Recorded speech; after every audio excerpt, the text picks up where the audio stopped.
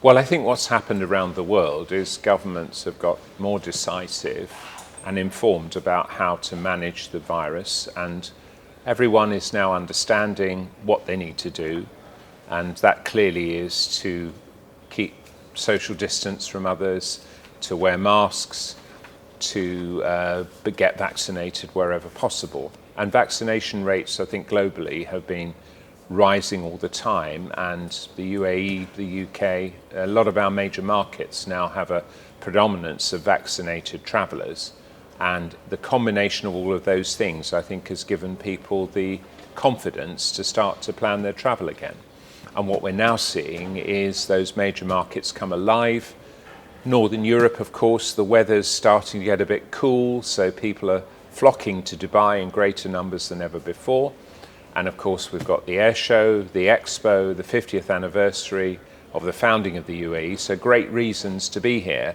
And those are all coming through in the numbers that we're seeing, the 20.7 million that we saw cumulative to the end of October. Well, we've raised our forecasts for the end of the year by 2 million.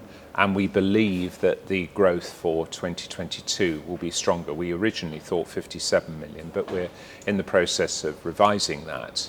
And original forecast was that we'd be back to pre-pandemic levels by 2025.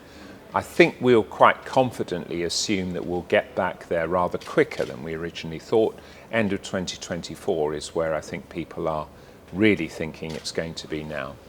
So let's hope that's right. But I think the thing is, unfortunately, all the forecasting methodologies are rather difficult at the moment because COVID's reset all of those. So I'm hoping that we'll get back sooner, but I think we have to be a little bit, cautious in our optimism to see whether the current trend is maintained. Obviously, we are still the number one airport in the world for international travel.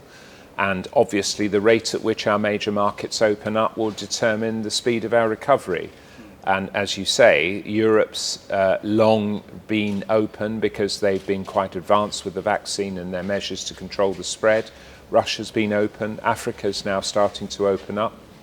The US, of course, opening up to Europe, that's been a major milestone. And we're starting to see crucial travel flows like India, US start to come back. The shadow on the planet at the moment remains Asia and Australasia, Australia and New Zealand, where clearly their original strategy of locking down and trying to avoid the virus hasn't really worked. They now need to catch up with their vaccine program, and Asia needs to get control of the pandemic as well. So those are the major markets that we are really dependent on to see a full recovery of our entire traffic.